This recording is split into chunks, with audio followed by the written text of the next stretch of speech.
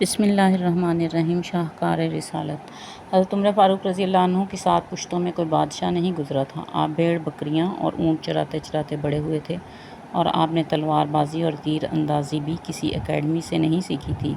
سکندر اعظم نے organized army کے ساتھ 10 برسوں میں 17 لاکھ مربع میل کا علاقہ فتح کیا تھا، جبکہ حضرت عمر فاروق رضی اللہ عنہ نے 10 برسوں میں آرگنائزڈ آرمی کے بغیر 22 لاکھ مربع میل کا علاقہ فتح کیا، اور اس میں روم اور ایران کی 2 سپر پاورز بھی شامل تھیں۔ آج کے سیٹلائٹ، میزائل اور آبدوزوں کے دور میں بھی دنیا کے کسی حکمران کے پاس اتنی بڑی سلطنت نہیں جو حضرت عمر فاروق رضی اللہ عنہ نے نہ صرف گھوڑوں کی پیٹھ پر فتح کرائی تھی، بلکہ اس کا انتظام و انصرام بھی چلایا تھا۔ الیگزینڈر نے فتوحات کے دوران اپنے بے شمار جرنیل قتل کرائے، بے شمار جرنیلوں اور جوانوں نے اس کا ساتھ چھوڑا، اس کے خلاف بغاوتیں بھی ہوئیں، اور ہندوستان میں اس کی فوج نے آگے بڑھنے سے انکار بھی کر دیا، لیکن حضرت عمر فاروق رضی اللہ عنہ کے کسی ساتھی کو ان کے حکم سے سرتابی کی جرأت نہ ہوئی۔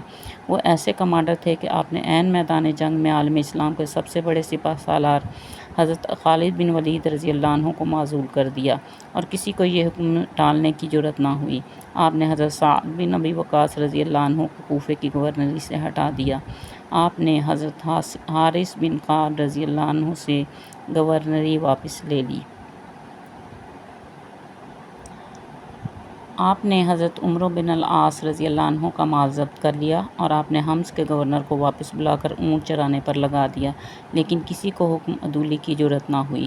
الیگزینڈر نے 17 لاکھ مربع میل کا علاقہ فتح کیا، لیکن دنیا کو کوئی نظام، کوئی سسٹم نہ دے سکا، جبکہ حضرت عمر فاروق رضی اللہ عنہ نے دنیا کو ایسے سسٹم دیے جو آج تک پوری دنیا میں رائج ہیں۔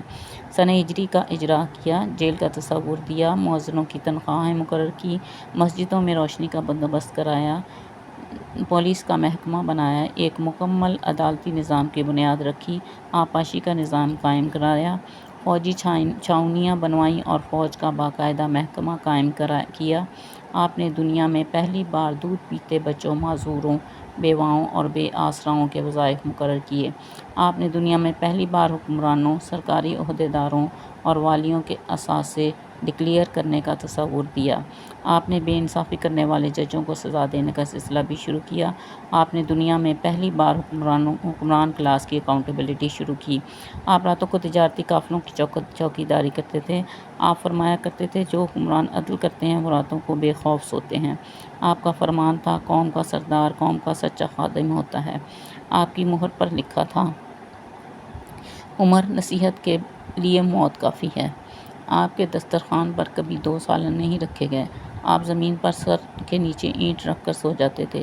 آپ سفر کے دوران جہاں نیند آتی تھی کسی درخت پر چادر تان کر سایا کرتے تھے اور سو جاتے تھے، اور رات کو ننگی زمین پر دراز ہو جاتے تھے۔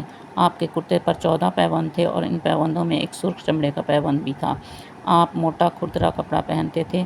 آپ کو نرم اور باریک کپڑے سے نفرت تھی۔